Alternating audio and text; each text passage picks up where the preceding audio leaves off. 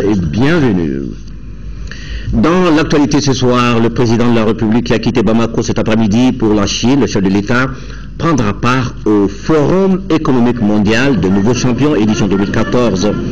Une rencontre prévue du 10 au 12 septembre prochain.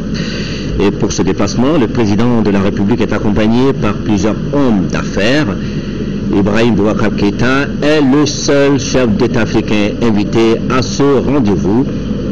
Comme vous voyez sur ces images, le président de la République a été salué à l'aéroport international de Bamako-Sénou par plusieurs membres du gouvernement et les présidents de certaines institutions de la République.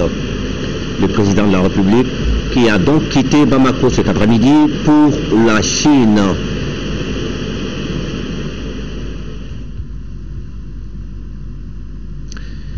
Notre équipe de reportage qui accompagne le Premier ministre dans sa visite des zones agricoles en 4e région nous indique que Moussa Mara était hier à Béouani sur une parcelle de culture de canne à sucre, mais aussi à l'usine Nsukala avant de se rendre dans le champ d'un paysan pilote à Minimana. Reportage d'Ougou Fana Traoré. Cette deuxième journée en zone office du Niger du Premier ministre a commencé par la visite de courtoisie aux notabilités à Béouani. Ici, Moussa Mara a tout d'abord transmis les messages de félicitations et d'encouragement du président de la République, Ibrahim Boubacar Keïta, avant de leur demander de faire des bénédictions pour la prospérité du Mali. Juste après, nous voici dans une parcelle de culture de canne à sucre. Là, l'arrosage des jeunes plants s'est fait avec des pivots, une méthode que l'Office du Niger veut vulgariser actuellement pour diminuer les pertes en eau. Présentement, l'Office a privilégié les systèmes d'irrigation par aspersion et goutte à goutte pour les grands exploitants. C'est dans le souci d'économiser de l'eau et partager l'eau de façon équitable. Moussa Mara a ensuite visité l'usine du nouveau complexe sucrier du Kala supérieur Nsukala. Fleuron de la coopération sino-malienne, cette usine prévoit une production annuelle de 100 000 tonnes de sucre. Elle va générer plus de 10 000 emplois, dont des saisonniers. L'usine a une capacité de 105 000 tonnes de sucre par an, 9 600 000 litres d'alcool par an. Et présentement, nous exploitons 5 000 hectares de canne à sucre. Et nous employons plus de 3 000 agents, tout confondu. La consommation nationale étant estimée à 200 000 tonnes, présentement, nous avons pu mettre à la disposition des commerçants 22 000 tonnes. Le Mali voudrait ressentir plus de retombées de Nsukala sur son économie, sur son stock de sécurité sucrier, sur le plan des aménagements de terres et sur le plan social. Aujourd'hui, je pense que au sortir de cette visite de Nsukala, il y a une nouvelle usine, il y a une grande capacité de production en termes de sucre, en termes d'alcool et d'autres produits dérivés. On ne peut qu'être satisfait de ce qui a été réalisé. Satisfait parce que vous avez plusieurs milliers de jeunes de la contrée qui, en période de campagne, sont employés par cette structure. Et il semble que sa capacité maximale soit même de plus de 20 000 emplois à créer. Nous avons aussi une structure qui est en mesure de répondre à la moitié des demandes de sucre de notre pays. Aujourd'hui, ils fournissent à peu près 10% du sucre consommé au Mali, ce qui n'est pas rien. Mais en même temps, il y a des contraintes qu'il ne faut pas se cacher et qui sont en mesure de limiter un peu l'évolution de cette structure. Je pense que la première contrainte, c'est ce que nous venons de voir, des pelles de 16 000 tonnes de sucre entreposées dans un magasin alors que ces sucres ont été achetés selon un processus d'achat jumelé que l'État a mis en œuvre depuis plusieurs années, permettant au sucre national d'être acheté par nos opérateurs économiques parallèlement au sucre importé. La seconde contrainte, c'est l'exploitation des terres. Nous savons ici que les terres qui sont mises à disposition de cette unité industrielle ne sont pas utilisées en totalité au motif de distance ou d'autres motifs. Donc là aussi, nous interpellons fortement l'usine et les responsables qui sont à la tête de cette usine pour mettre en valeur ces terres. Avant de quitter Béouani, le chef de gouvernement et sa délégation se sont rendus dans le champ du paysan pilote Djabéné à Nimana. Moussa Mara a salué les efforts fournis par ses producteurs et lui a demandé de persévérer dans l'effort. Heureuses les populations de Nyono qui ont désormais un pôle de centralisation d'échalotes. Ce pôle sert à améliorer la conservation des produits périssables en vue de l'augmentation des revenus des populations et de la sécurité alimentaire d'une valeur de plus de 904 millions de francs CFA. Il a été inauguré par le chef du gouvernement. C'était au cours de son séjour dans la zone Office du Niger. Un reportage de notre envoyé spécial Tchemoko Sagara. Ce pôle de centralisation d'échalotes, ainsi inauguré par le chef du gouvernement Moussa Mara, est bâti sur 1,2 hectares. Il comprend une aire de réception d'une capacité de 300 tonnes, 15 magasins de stockage d'une capacité de 20 tonnes chacun, un entrepôt de conditionnement de 900 mètres carrés de 80 tonnes de stockage, un bloc administratif, des locaux sociaux et un local technique. Il a coûté au programme de compétitivité et de diversification agricole PCDA et à son partenaire financier, la Banque mondiale, la somme de près de 904 090 000 francs CFA. L'objectif principal de ce pôle est d'améliorer la conservation des produits périssables en vue de l'augmentation des revenus des populations et de la sécurité alimentaire. Le problème post-récolte demeure un handicap pour la valorisation de nos produits. Et c'est ainsi que les études nous ont montré qu'en mettant en place une telle infrastructure, on va pouvoir régler un certain nombre de problèmes. D'abord, la conservation. Ensuite, le conditionnement, la transformation et l'exportation vers des marchés d'autres pays. Les services offerts par ce pôle sont entre autres la réception, le triage, l'entreposage, le conditionnement avant expédition, le stockage, conservation et la réduction du chômage. Tous ces services sont en phase avec la vision du gouvernement et du chef de l'État. Cette infrastructure, c'est simplement une assurance. C'est une assurance contre la dépréciation prématurée des produits de tous les exploitants agricoles, notamment ceux d'échalotes et de pommes de terre. C'est une assurance donc contre les pertes de revenus. Parce que quand les produits sont détruits, c'est des pertes de revenus, c'est des manques à gagner qui sont souvent significatifs et on le déplore dans notre pays. C'est une assurance contre la pénurie des produits. Vous savez, notre pays a une vocation agricole, mais l'agriculture est essentiellement pluviale. Et la campagne est centrée sur un certain nombre de mois de l'année. Au-delà de ces mois, la conservation et donc la disponibilité des produits est difficile. Donc cette infrastructure va permettre de garder les produits le plus longtemps possible et donc de permettre aux citoyens d'avoir accès à ces produits le plus longtemps possible.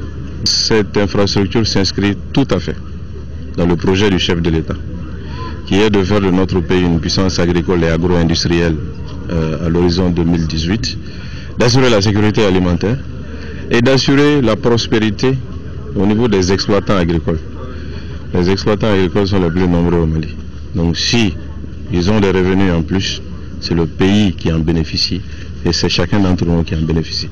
Donc nous sommes vraiment sur une infrastructure qui résume à elle seule l'essentiel de ce que nous entendons faire en termes de développement agricole dans notre pays et l'essentiel de ce que nous avons commencé à faire à travers les agropoles.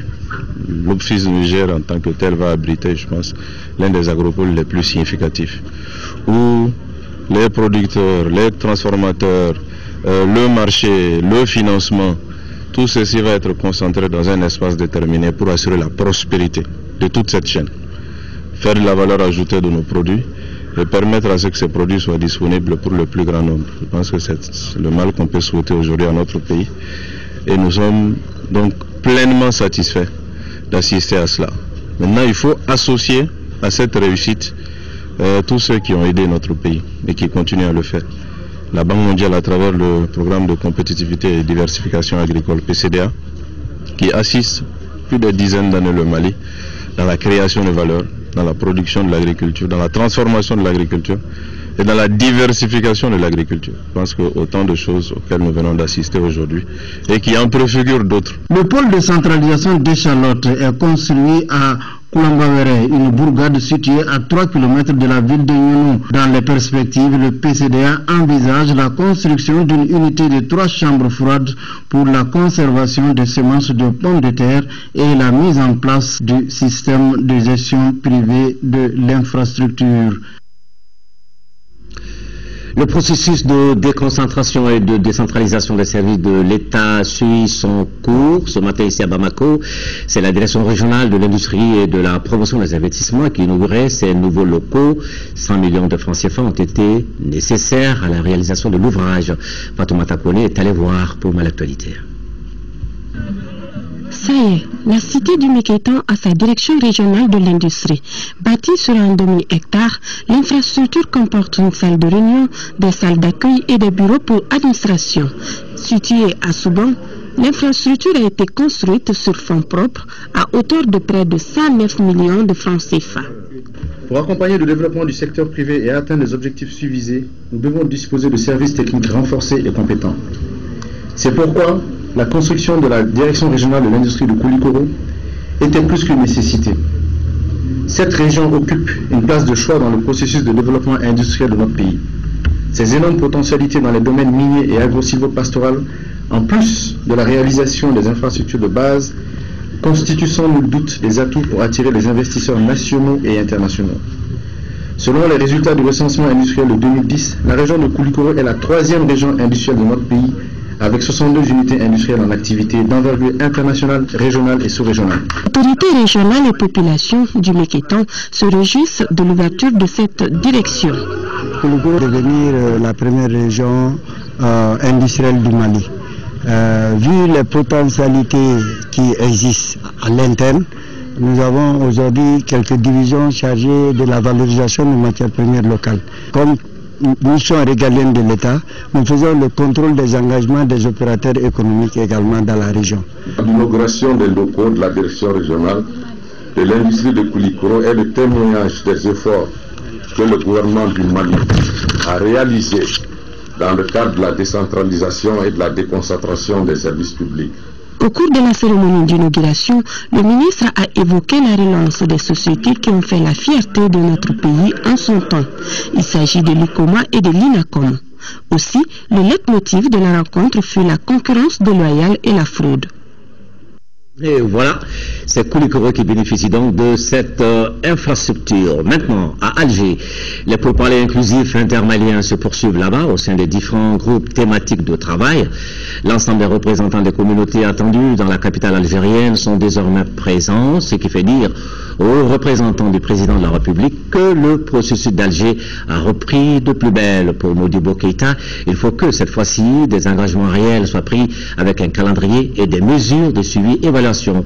Le représentant spécial du président de la République qui se prononce d'abord sur les échanges en cours avec la société civile. Nous vous proposons ici d'écouter Modibo Keïta interrogé à Alger dans un spécial à Boubacar Traoré et à Yacolte.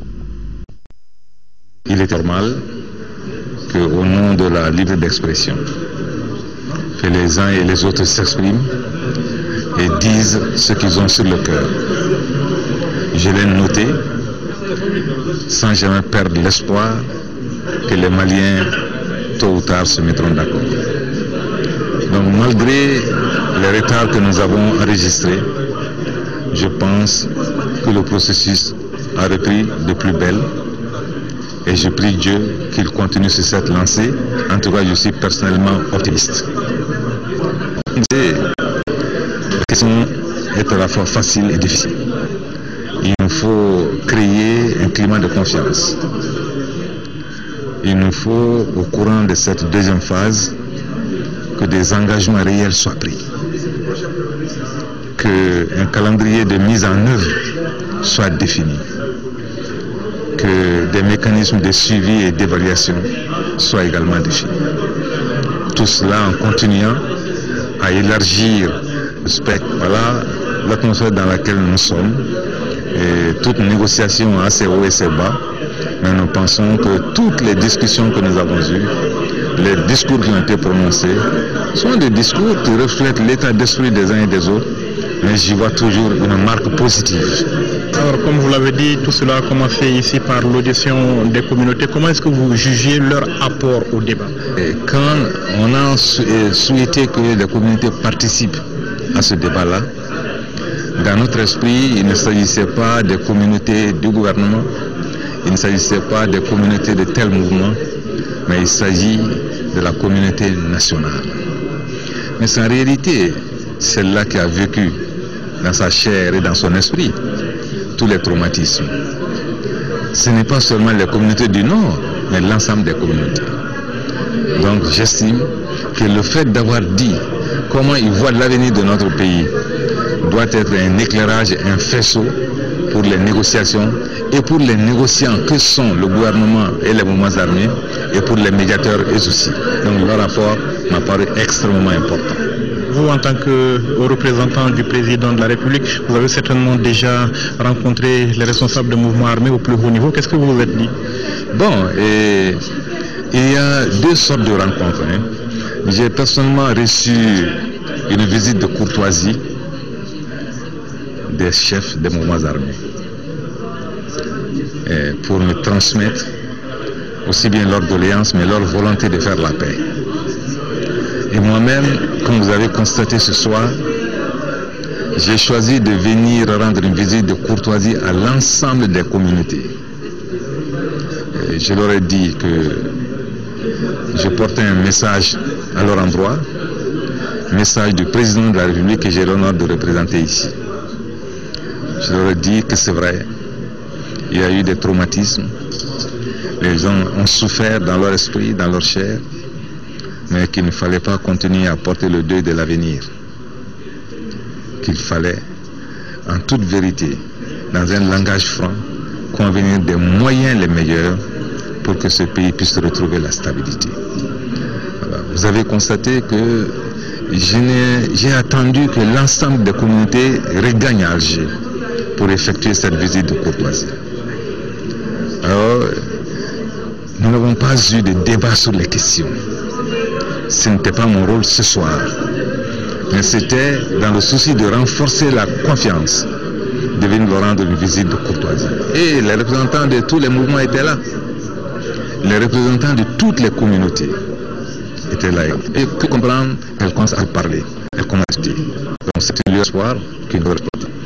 J'ai saisi cette occasion pour rendre également une visite de courtoisie aux chefs de fraction, aux chefs de tribus qui sont ici, pour leur porter également le message de paix du président et leur dire que nous nous inscrivons dans une dynamique de paix, une paix véritable.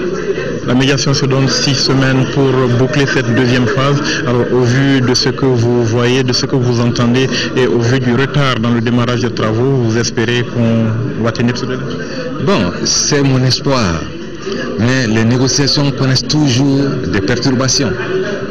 L'essentiel, c'est de pouvoir en tirer parti. L'essentiel, c'est de ne pas se laisser, si vous voulez, aller au découragement. J'espère que les délais seront tenus. S'ils ne l'étaient pas, dans tous les cas, il n'y a aucune rupture entre l'armement et les mouvements armés. Une convention pour la majorité présidentielle, oui, désormais elle existe. Le document a été signé cet après-midi par près de 70 partis politiques. Ils font ainsi bloc derrière le président Ibeka dans son œuvre de construction nationale. Cette convention de la majorité présidentielle est présidée par Boulkassoum Aïdara du RPM, un reportage de Daouda Sidiki Diarra. À l'unisson, plus d'une soixantaine de formations politiques se sont donné la main pour soutenir les actions du président de la République. Cela s'est concrétisé ce dimanche par la signature de la convention des partis politiques de la majorité présidentielle. Cette union sacrée autour de notre pays est une contribution importante pour la construction d'un Mali fort et stable. Loin d'être un confort ni un loisir, la majorité présidentielle, constituée de vous tous, fait le pari sur l'avenir de soutenir les programmes du président de la République et les actions du gouvernement. Ceci, en donnant une expression audible et insupportable à l'ambition de changement qualitatif de la vie du citoyen et de la nation telle qu'affichée par son Excellence Ibrahim Boubacar Keïta. en mobilisant toutes les capacités et énergies pour le retour rapide de la paix au Nord Mali, en réhabilitant la démocratie républicaine au service de la solidarité dans le mérite, en respectant les faits majoritaires dans le partage des responsabilités, conformément à la volonté du peuple souverain du Mali. Ce document de 10 pages a été amendé par ces différents partis politiques. Il comporte un préambule, 5 chapitres et 15 articles. Les chapitres 2 parlent de l'organisation et du fonctionnement de la Convention qui sont régis par le strict respect du principe du fait majoritaire en termes d'élus à l'Assemblée nationale. La Convention est structurée en instances et en organes et a pour président Boulkassoum Aïdara du RPM. Vous venez de procéder à la signature solennelle d'un document qui n'est ni un pacte de consensus, ni un code d'éthique, et encore moins une plateforme de lutte pour des avantages matériels, mais une convention des partis politiques se reconnaissant dans les valeurs et visions qu'incarne le président Ibrahim Boubacar Keïta et qui s'engage à appliquer et à défendre un programme politique en toutes circonstances. La signature de ce parchemin, qui a valeur de serment pour ne servir que le seul Mali éternel, est à votre honneur. En fait, vous avez dû braver les égos et les ambitions personnelles, consacrer le fait majoritaire pour voler au secours d'une nation traumatisée en lutte perpétuelle contre la misère, la division, l'incivisme, l'insécurité, l'injustice, l'exclusion et la barbarie dignes d'une autre époque. D'amples informations ont été données aux journalistes au cours de la conférence de presse qui a sanctionné la cérémonie. Mobiliser également l'opposition. Elle a tenu ce matin un meeting, c'était pour faire le bilan d'un an des essais du président de la République, Ibrahim Boubacar Keïta, à la tête du Mali. Ces partis demandent, entre autres, plus de moyens pour l'armée dans sa mission de défense nationale. Et puis, ils ont émis des réserves sur les actions menées au cours des 12 mois écoulés. On fait le point avec Boulama Traoré. L'opposition malienne sonne la mobilisation. Les 3000 places du palais de la culture se sont révélées petites pour accueillir les militants venus un peu partout à travers le pays. Tous répondent ainsi à l'appel des partis de l'opposition pour un meeting consacré à un an de gouvernance du président Ibrahim Boubacar Keïta. C'est à 10h28 que les leaders de différentes formations politiques ont fait leur entrée dans la salle Bozoumana Sissoko. À l'unisson, militants et leaders d'opposition ont entonné l'hymne national, une façon d'exprimer leur appartenance à une seule et même république, celle du Mali.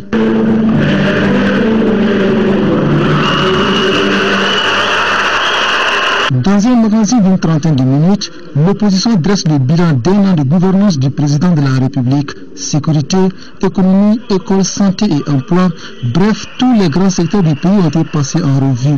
Un exercice au terme duquel l'opposition tire ses conclusions. Aujourd'hui, la confiance est étiolée. On voit comment le tissu social s'est dégradé.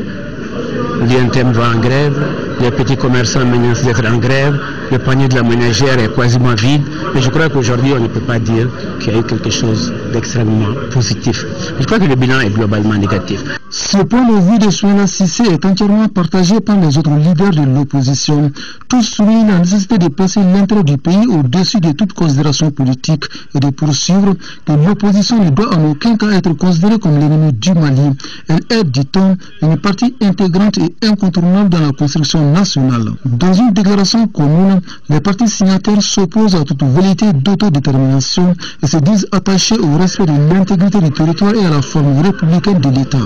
Exhortons le président de la République à faire en tant qu'acteur principal la promotion de la culture des 3 piliers fondateurs de notre pays, à savoir la morale publique qui privilégie l'intérêt supérieur de l'État au détriment du profit personnel, la cohésion sociale qui développe la solidarité, l'emploi et la croissance, et enfin l'unité nationale qui garantit la paix et solidifie l'avenir.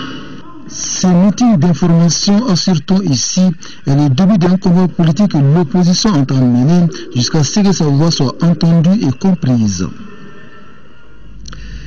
Le Mali, à l'instar des autres pays, commémore demain 8 septembre la journée internationale de l'alphabétisation. La journée a été décrétée en septembre 1965. C'était à Téhéran, en Iran. C'était lors de la conférence internationale qui avait regroupé à l'époque les ministres de l'éducation des États membres de l'UNESCO. Cette année, notre pays célèbre la journée sous le thème alphabétisation, passage incontournable pour une paix durable. À l'occasion, nous écoutons la déclaration du ministre de l'Éducation nationale, Madame Togola Jacqueline Marie Nana, des propos recueillis par Fademba Keita. La célébration du 8 septembre nous donne l'occasion de jeter un regard rétrospectif sur les résultats obtenus au titre de la campagne écoulée. Cette année, le choix du thème alphabétisation, passage incontournable pour une paix durable, brille par sa pertinence. L'alphabétisation est l'instrument privilégié pour accéder à la paix, à la tolérance et à la concorde nationale. Faut-il encore le rappeler? L'éducation non formelle en général et l'alphabétisation en particulier, à travers les programmes et approches pédagogiques, favorise l'autonomisation et le développement des compétences garant d'un développement participatif inclusif. Unissons nos efforts pour une alphabétisation de masse et de qualité, pour l'instauration d'une paix durable, gage du développement socio-économique de notre pays et de son rayonnement culturel. Plus de 30 000 emplois créés en moins d'un an, des investissements importants dans le domaine de la création d'emplois et de la formation professionnelle et surtout des perspectives encourageantes. Tel est le tableau de l'an 1 du président de la République en matière d'emploi et de formation professionnelle. Le chemin est ainsi balisé mais reste tout de même long. Toutefois, la détermination des principaux acteurs ne fait l'objet d'aucun doute. IBK, un an, gros plan sur l'emploi et la formation professionnelle, dossier signé à Lucien Touré. Pour les États modernes, la lutte contre le chômage et en particulier des jeunes est un excellent levier de stabilité. Au Mali, le département dédié à cette entreprise porte un nom qui lui va comme un gant. Le ministère de l'Emploi et de la Formation professionnelle s'occupe de toutes les politiques et stratégies concourant à la création d'emplois et à son corollaire, la formation professionnelle. La formation professionnelle, c'est un sous-secteur du système global de l'éducation dans notre pays. Et c'est un sous-secteur très important qui est récent par rapport aux autres sous-secteurs, mais qui est appelé à jouer un grand rôle, surtout dans cette phase délicate de la stabilisation de notre pays. Nous, Direction nationale de la formation professionnelle, nous sommes un service central qui, sous l'autorité du chef du ministre en charge du département, doit définir les éléments de la politique nationale, veiller à sa mise en œuvre, à la réglementation et à son évaluation. Malgré la sortie récente de notre pays d'une situation jugée calamiteuse, des réalisations importantes ont pu être observées en termes de création d'emplois notamment. En ce qui concerne l'année 2013, nous étions à plus de 30 000 emplois qui ont été créés. Vous savez que l'objectif annuel, c'est de l'ordre de 40 000, puisque le président de la République a promis dans son projet présidentiel de créer 200 000 emplois, donc ce qui fait 40 000 par an. Nous avons également ouvert d'énormes chantiers qui vont nous permettre justement de procéder à la création davantage d'emplois pour les jeunes, pour les moins jeunes. Il s'agit notamment de la mise en place de l'Observatoire national de l'emploi et de la formation. La deuxième chose que nous avons fait et qui, sur le plan institutionnel, va faire une évolution dans le secteur de l'emploi, c'est la mise en place de l'Institut national d'ingénierie de formation professionnelle qu'on appelle l'IFOR. Ces dispositifs sont très importants dans le cadre de la promotion de l'emploi parce que beaucoup de gens mettent l'accent sur les gens qui chôment, mais rares sont les gens qui se rendent compte qu'il y a aujourd'hui des usines, des mines, des entreprises qui ont besoin de centaines d'emplois pour lesquels on n'a aucune compétence ici et pour lesquels justement ces entreprises vont chercher la main-d'œuvre en Chine, en Inde pour venir combler ce vide-là. Dans ce volet précis, des structures comme l'Agence pour la promotion de l'emploi des jeunes jouent un rôle de premier plan. C'est la première fois que le budget de la pêche soit voté à hauteur de 10 milliards de CFA. Premier élément. Deuxième élément, c'est que les ressources de la pêche aujourd'hui viennent ce qui nous permet de répondre aux tâches qui nous sont assignées par les autorités de la République du Mali. Sur le plan employabilité, nous partons dire simplement que cette année, nous avions pris 4500 jeunes au lieu de 3000, soit 1500 de plus. C'est une volonté politique que nous avions matérialisée. Sur le plan des arriérés, il faut reconnaître que les autorités nous ont instruit de payer tous les arriérés des jeunes qui, depuis 2009, n'étaient pas dans leurs droits en termes de financement de projet. C'est la première fois que l'APEJ utilise à 100% les ressources destinées au financement des projets de jeunes et les mettre en œuvre, ce qui a boosté quelque part l'auto-emploi des jeunes. Quant au deuxième volet de la charge du département, il constitue le préalable à l'insertion professionnelle. Cependant, diront les différents responsables, la formation professionnelle jouit d'une image négative dans notre pays, image que le département, à travers ses services centraux, travaille à corriger en valorisant davantage la formation professionnelle. Au niveau des structures de formation, c'est nous qui avons la réglementation et c'est nous qui autorisons les structures privées de formation à exercer en République du Mali dans le secteur de la formation professionnelle. Donc toute la normalisation dans ce secteur est définie par nos structures.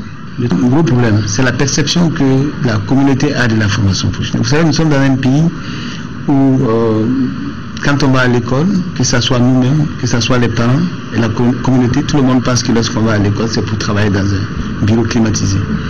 Et cette vision, cette conception de l'éducation pour nos gens, pour la population, par la population, pose énormément de problèmes. Sauf que le secteur de la formation professionnelle est considéré comme un sous-secteur de récupération des exclus. Le Fonds d'appui à la formation professionnelle et à l'apprentissage FAFPA apporte une assistance technique et financière aux entreprises et aux opérateurs économiques. Cette année en particulier, l'accent a été mis sur les régions du Nord dont les populations se remettent à peine de la léthargie. Le FAFPA a contribué à appuyer, donc à apporter un appui financier aux entreprises, aux organisations professionnelles à travers le financement de 744 actions de formation au profit de 9888 agents. Et cela nous a coûté une bagatelle de 2,120,091,649 francs CFA. Ces actions de formation ont porté essentiellement, si vous me le permettez, donc ont porté sur les BTP, les mines, les services, le secteur de l'artisanat, le secteur du monde rural et les services. Le programme décennal de développement de la formation professionnelle pour l'emploi est chargé de l'opérationnalisation de la politique nationale de la formation professionnelle. Bien qu'encore à ses débuts, il s'annonce comme un élément important du dispositif. C'est un programme qui a 4 objectifs spécifiques appelés des objectifs citoyens, c'est-à-dire ce que le programme va offrir à la société. Le premier objectif spécifique, c'est assurer les compétences professionnelles de base. Le deuxième objectif, c'est renforcer les compétences des actifs des secteurs productifs. Donc il s'agit là de la formation tout au long de la vie ou la formation continue. Et le troisième objectif, c'est favoriser l'insertion socio-économique des jeunes et des femmes qui seront issus donc des structures de formation. Et le quatrième objectif spécifique, c'est améliorer l'image de la formation professionnelle. Autre nouvelle création, l'Observatoire national de l'emploi et de la formation professionnelle. La mission principale, c'est vraiment faire des études et la recherche sur le marché de l'emploi afin de fournir aux décideurs et aux usagers des informations fiables et régulièrement actualisées. Et l'Institut national de l'ingénierie de la formation professionnelle. L'UNIFORP a pratiquement 3 missions. Une mission de recherche, une mission d'appui conseil et une mission de développement de l'expertise en ingénierie de formation professionnelle. À cet effet, l'UNIFORP doit participer à l'élaboration des référentiels de formation professionnelle et appuyer aussi l'implantation de ces référentiels dans nos organismes ou bien dans nos écoles de formation professionnelle. Nous devons en outre développer des outils et des moyens pédagogiques nécessaires à la facilitation de l'implantation de ces référentiels. À ces structures, il faut ajouter l'Agence nationale pour la promotion de l'emploi ANPE et la Direction nationale de l'emploi. Comme on le voit, l'an 1 du président Ibeka a connu des réalisations importantes en termes de création d'emplois et de formation professionnelle. Mais les perspectives sont encore plus promoteuses au regard du démarrage des activités de ces nouvelles structures et du rôle qu'elles seront appelées à jouer dans l'atteinte des objectifs fixés. Koulikoro, après l'euphorie de l'éclairage, peut-être la grisaille des ténèbres si rien n'est fait contre les malfrats qui ont commencé à enlever les batteries des lampadaires. Le projet d'appui au secteur de l'énergie PAZ en avait installé dans la ville 250 sur certaines artères de la ville un dispositif d'éclairage public qui avait coûté 207 millions de francs CFA au gouvernement du Mali et à son partenaire, la Banque mondiale. Aujourd'hui, la population s'inquiète face à ces actes de vandalisme. Notre correspondant à Koulikoro, Brema Kone, a fait un tour constant. Les plus hautes autorités du Mali ont initié le projet d'appui au secteur de l'énergie PAZ. La ville de Koulikoro a bénéficié d'un volet important de ce projet qu'est l'implantation de 250 lampadaires dans les localités non éclairées de la ville. La ville s'est embellie davantage et vraiment la population est très enthousiaste. On ne peut vraiment que saluer tout l'effort que le gouvernement fait pour vraiment nos villes moyennes. Il y a quelques années, on avait que une ou deux rues qui étaient électrifiées à Koulikoro. Et je crois que vous le savez vous-même, le banditisme avait vraiment atteint un certain seuil très grave. On a remarqué qu'au niveau national, la servitude de la société énergie du Mali est très faible, surtout en milieu rural. L'important, c'est lampadaire, c'est pour l'efficacité énergétique et l'économie d'énergie. Ces lampadaires sont constitués d'un support métallique de 6 mètres, une batterie de 12 volts et 150 ampères, un panneau de 100 watts crête. Nous sommes entre les quartiers Kolebou et Souban. Cette voie était perçue comme étant une zone de prédilection des malfrats de tout Akabi avant l'installation des lampadaires, mais aujourd'hui, grâce à la lumière, certains font du sport au bord du goudron. Les motocyclistes circulent sans crainte. Les vendeuses ont connu une amélioration en termes de recettes et de sécurité. C'était l'obscurité, c'était l'insécurité. Mais maintenant, on a vu qu'il y a l'installation des panneaux solaires. Ça n'a fait qu'améliorer la ville. Et puis, ça nous fait vraiment plaisir de voir des situations comme ça à Koulikoro. Malgré qu'il y a certaines parties qui a de l'obscurité, mais on sent quand même qu'il y a de l'amélioration. Si ça peut continuer comme ça allait être très bien pour la ville. Et je suis content. Par rapport à l'éclairage là, je salue fortement le ministre de l'énergie. Bon, il y a un conseil aussi que je dis, il faut être vigilant. S'il y a des individus mal intentionnés qui viennent voler ces batteries et ces panneaux-là. L'importance de ces lampadaires est inestimable selon bon nombre de citoyens surpris de voir voler une batterie au Komananako après une première tentative échouée à Kayou. L'énergie, même dans le plus petit village, ce n'est pas un luxe. Et c'est un besoin. Et chaque fois qu'il y a un besoin, il ressort de la compétence de l'État de satisfaire ses besoins. La citoyenneté, c'est ceci que l'État fait et les citoyens, ceux qui se disent citoyens, doivent aller à la rencontre de l'État pour sécuriser ces panneaux. Et vous savez, il y a une centaine de panneaux. Bon, on ne peut pas mettre derrière chaque panneau un gendarme. Et il se trouve que derrière chaque panneau, il y a un citoyen qui est là pour y veiller. Donc si l'un dans l'autre, les habitants pour lesquels ces panneaux ont été installés se mettaient un temps soit peu à surveiller les alentours du panneau, ils peuvent toujours repérer les malfrats qui sont en train de voler. C'est des mauvais citoyens, ce n'est même pas des citoyens. La dotation du commissariat de police de Koulikoro d'un véhicule d'intervention devra beaucoup contribuer à pallier les vols. Qu'à cela ne tienne, la police déploie de gros efforts pour la sécurisation des personnes et de leurs biens. Les 250 lampadaires de Koulikoro ont coûté environ 207 millions au gouvernement malien et à la Banque mondiale. Compte tenu de l'investissement et l'importance de l'éclairage public, la protection de chacun de ces dispositifs est un acte de bon citoyen. La culture et le sport dans un instant, mais avant cette page noire avec la presse malienne qui est en deuil, notre confrère Mohamed Souda Yatara, affectueusement appelé Yat, nous a quittés hier.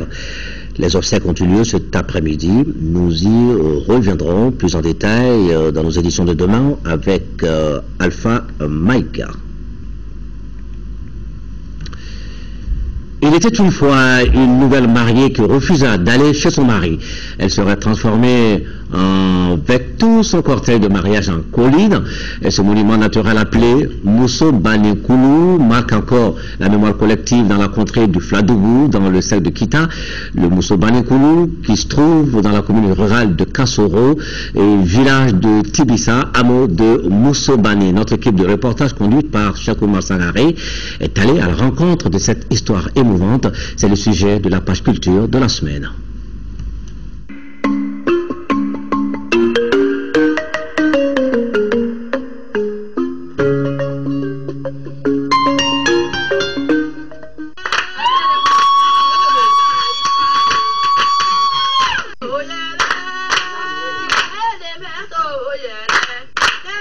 Les faits du mythe remontent de loin et les versions divergent.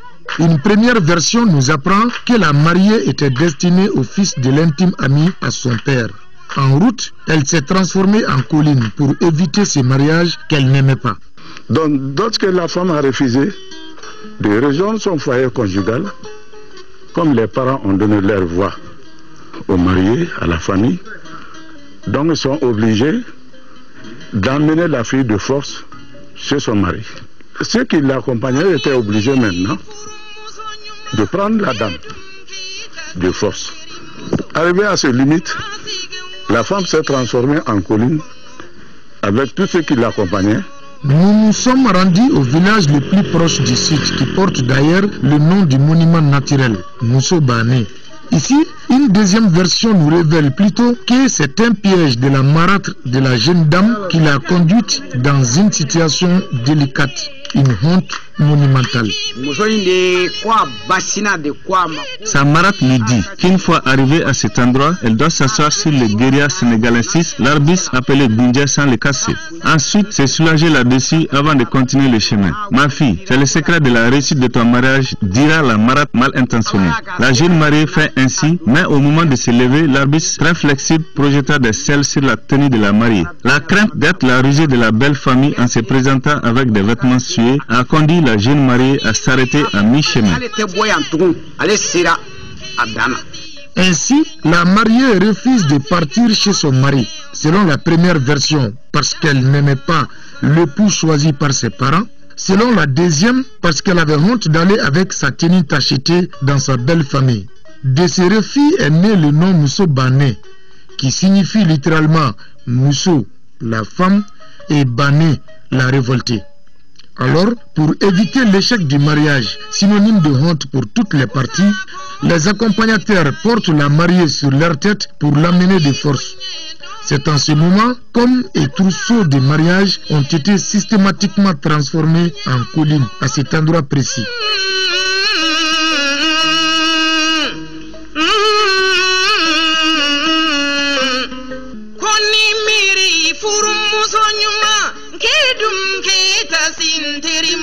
La tête c'est vers là, la tête de la mariée.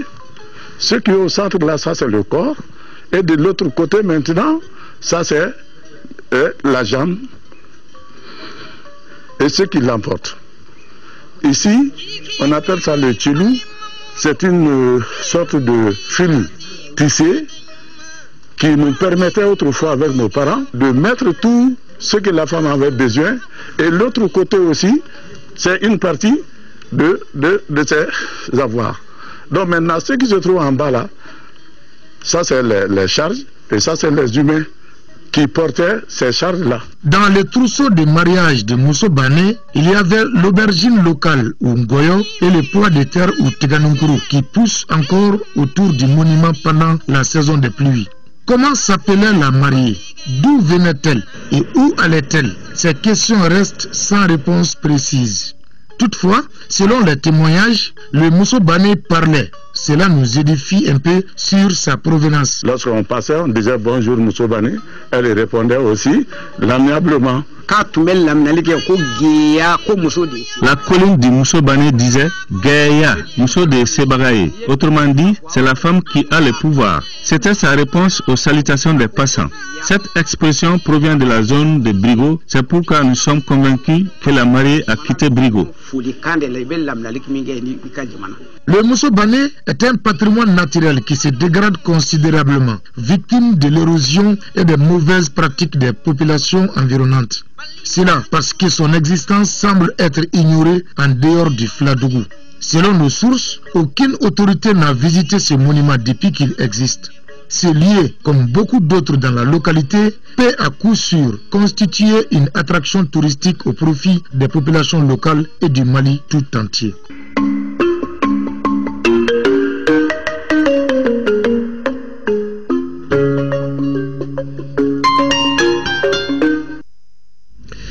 Voilà, l'an 1 de IBK au pouvoir, vous suivrez donc l'entretien du président de la République ce soir en Bamanakan, tout à l'heure après ce journal à 21h. Elle était encore au rendez-vous cet après-midi à Bamako. Nous voulons parler de la pluie, sauf qu'elle était moins forte qu'hier samedi, et ce qui a permis d'ailleurs au match Mali-Malawi de se jouer après le report d'hier. Une rencontre comptante pour les éliminatoires de la CAN Maroc 2015, les alliés du Mali qui commandent donc la campagne sur le cet après-midi. Les Flames du Malawi 2-0. Cette victoire place le Mali à la tête du groupe B avant son voyage sur Blida pour défier l'Algérie mercredi prochain. Le résumé de la rencontre Mali-Malawi avec Siragatou Sissé. Le retour sur le devant des aigles du Kasper éliminatoire de la 2015. Les supporters sont venus en masse pour donner de la voix. Les aigles du Mali ont pratiquement privé les visiteurs de ballon sans pour autant concrétiser. Mi-temps 0-0. France arrive à la 53e minute.